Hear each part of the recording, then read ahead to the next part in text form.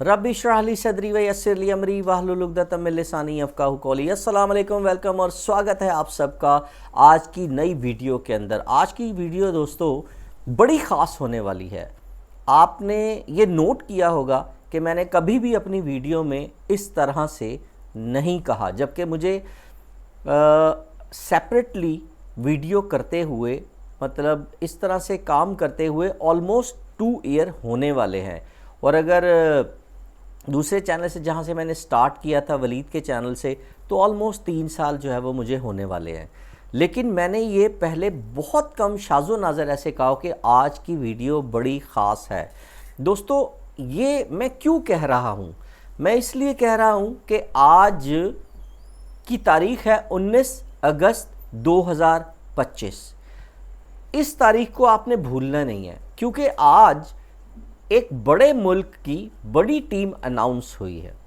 और मैं ये समझता हूँ कि इस अनाउंसमेंट के बाद ना सिर्फ इंडिया में बल्कि ज़्यादातर इंडिया में, क्योंकि कंसर्न जो है वो इंडिया का है, और चूँकि कंसर्न बाकी टीमों का भी है, चूँकि कंसर्न पाकिस्तान का भी है, और क्योंकि कंसर्न अफ़गानिस्तान का भी है, और चूँकि कंसर्न श्रीलंका का भी है, और चूँकि बांग्लादेश का भी कंसर्न है, क्योंकि ये एशिया की 5 वो टीम्स हैं जिनके ऑब्वियसली चांस हैं कि इनमें से डेफिनेटली, अगर स्ट्रेंथ को देखा जाए और रिकॉर्ड्स को देखा जाए, कैपेबिलिटी को देखा जाए, काबिलियत को देखा जाए, कॉन्फिडेंस को देखा जाए, तो डेफिनेटली कोई शुबा नहीं है, किसी को कोई दो राय नहीं होनी चाहिए कि इंडिया की team one of the best team है इस एशिया कप की अब तक की।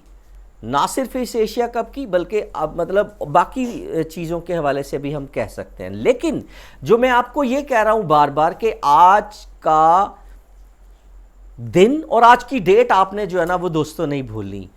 मुझे ये लगता है कि इस मर्तबा इंडिया की टीम की मैनेजमेंट ने बहुत बड़ी गलती कर दी है।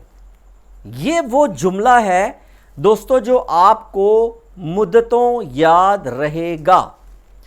उसकी वजह यह है कि जब भी किसी के साथ, देखें यहाँ पे एक निज़ाम है पूरी दुनिया के अंदर जो चल रहा है, किसी तहत एक कुदरत का कानून है कि जब आप किसी के साथ नाइंसाफ़ी करेंगे, जब आप किसी के साथ ज़्यादती करेंगे, तो आपको उसका खमियाजा जल्दी या देर में भुगतना पड़ेगा। वो ऐसे कि हम देखते हैं कि पाकिस्तान में ज़्यादातर जो टीम ज़्यादातर टाइम अनाउंस हुई हैं वो कंप्रोमाइज्ड होती हैं, और जब रिज़ल्ट आता है तो एक नई जंग और एक नई बहस शुरू हो जाती है कि जी ये बंदा क्यों आया था, ये किस बेस पे, किस परफॉर्मेंस की बेस पे टीम में शामिल किया गया था, फला बंदा जो है वो टीम में क्यों आया था, इसकी तो कोई कारकर्दगी नहीं थी। लेकिन इस मर्तबा इंडियन टीम के अंदर 2 ख़ास तौर पे, लेकिन ख़ास तौर पर एक ऐसे प्लेयर को ड्रॉप किया गया है। मैं समझता हूँ कि इंडिया में, इंडिया की क्रिकेट को कहीं खुदा ना खास्ता का लफ्ज़ मैं इस्तेमाल करूँगा, ज़वाल ना शुरू हो जाए, क्योंकि ये ज़्यादती की है श्रेयस अय्यर के साथ। वो श्रेयस अय्यर जिसको हम विराट कोहली का नेमुल बदल भी कभी कभी देखते हैं, वो श्रेयस अय्यर जिसने 2023 का आईपीएल तन्हा अपनी कप्तानी में अपनी टीम को कलकत्ता नाइट राइडर को चैंपियन बनवाया, वो श्रेयस अय्यर जिसने जब कलकत्ता नाइट राइडर से पंजाब में आए, वहां पे कैप्टन बने, तो वो पंजाब की टीम जो बड़े अरसे से सेमीफाइनल और फाइनल की दौड़ से बहुत पीछे चली गई थी, उस पंजाब को फाइनल तक लेकर आए। मतलब एक बंदा, वो श्रेयस अय्यर जो कि चैंपियन ट्रॉफी 2025 जब पाकिस्तान में अनाउंस होती है, तो जब इंडियन टीम अनाउंस हो रही थी तब उनका नाम नहीं डाला गया था, मगर फिर उसके बाद उनका नाम डाला गया। और आपने देखा कि श्रेयस अय्यर ने अपने जोरे बाजू पर, अपनी काबिलियत की बिना पर चैंपियन ट्रॉफी के मैन ऑफ द प्लेयर भी रहे और अपने जोरे बाजू पे चैंपियन ट्रॉफी इंडिया को कितने सालों के बाद जो है वो दोबारा चैंपियन बनवाया। उस श्रेयस अय्यर को जो है वो टीम से ड्रॉप किया गया है।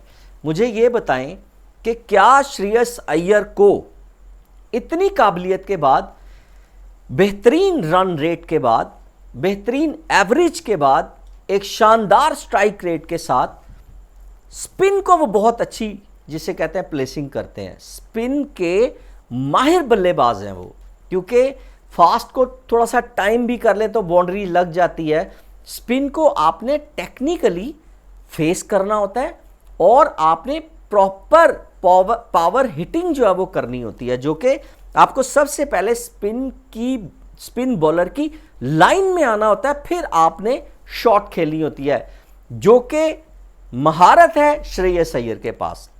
इसके अलावा यूए की कंडीशंस, यूए के सारे ग्राउंड श्रेयस अय्यर जैसे बैट्समैन को सूट करते हैं। उसके बावजूद जो आपके अजित अगरकर हैं या गौतम गंभीर, मेरे ख्याल में सुनने में ये भी आ रहा है कि जब ये फैसला हो रहा था तो वो पता नहीं उस मीटिंग में थे या नहीं, किस वजह से श्रेयस अय्यर को बाहर निकाला गया। मैं ये समझता हूं कि मेरे ख्याल में ये सरासर नाइंसाफी है, ये सरासर ज्यादती है और साथ साथ यशस्वी जायसवाल को भी जो है वो निकाला गया है। चलें, हम ये मानते हैं कि इंडिया के पास इतनी खेप है, इतनी पावर लाइन है, इतना पावर हाउस है कि एक एक नंबर के कम से कम एक पोजीशन के 3-4 प्लेयर बैक वक्त दस्तयाब होते हैं, लेकिन आपने वो लॉट उठानी होती है जो सबसे सुपीरियर हो। ये क्या बात हुई जी, वो टेस्ट खेल के आ गए हैं तो आप उनको T20 में नहीं खिलाएंगे। और उधर से आपने शुभमन गिल को वाइस कैप्टन बना दिया, इसका मतलब है वो तो हर मैच का हिस्सा होंगे। तो ये भी कहीं ना कहीं इस फैसले पर भी कड़ी तनकीद की जा रही है। इसके साथ साथ 2 ऐसे प्लेयर हैं जिनको देखा जा सकता था कि उनकी जगह आप श्रेयस अय्यर और यशस्वी जायसवाल को डाल सकते थे। एक शिवम दुबे, मैंने भी ये नोट किया, तकरीबन 1.5-2 साल से ज़्यादा हो गए, 2-2.5 साल से ज़्यादा हो गए, शिवम दुबे की शायद कोई एक आध नोक होगी जिसे हम यादगार या अच्छी परफॉर्मेंस कह सकते हैं। उसके अलावा शिवम दुबे की कोई ऐसी परफॉर्मेंस नहीं है जिसकी बिना पर आप शिवम दुबे को श्रेयस अय्यर के ऊपर प्रायोरिटी दें।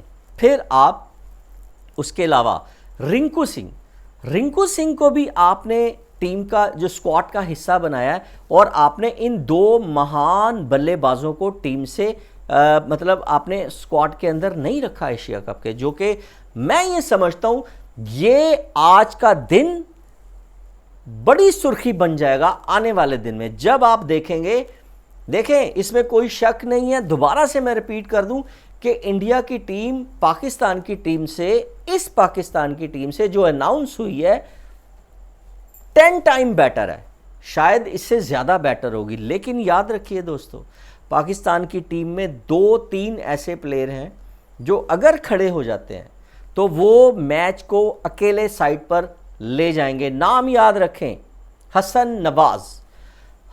नवाज का नाम याद रखना है आपने दोस्तों। फिर फ़खर जमान तो है ही, और उसके अलावा अगर शाहीन, चलें शाहीन को छोड़ दें, सलमान मिर्ज़ा, सुफियान मुकीम, ये 3-4 प्लेयर में से एक प्लेयर भी चल गया तो इसमें कोई शक नहीं है कि ये मैच इस मर्तबा पाकिस्तान इंडिया से जीत सकता है।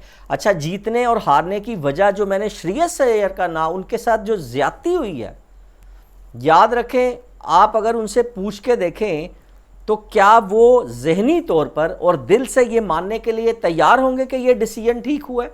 जिसने भी ये डिसीजन लिया है, क्या ये डिसीजन ठीक लिया है?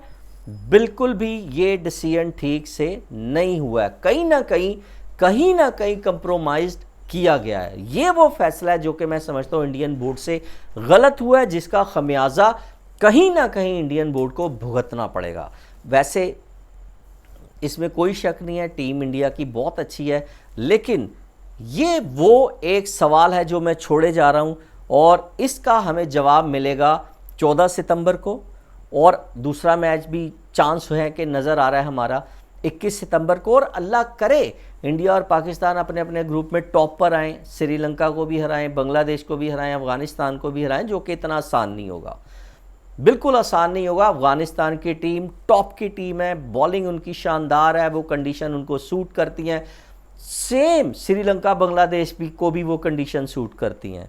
आसान नहीं होगा, लेकिन 3 मैच इंडिया और पाकिस्तान के हमें देखने को मिल सकते हैं। दोस्तों, आपकी इसके बारे में क्या राय है, कमेंट में ज़रूर बताइएगा। अल्लाह हाफिज़।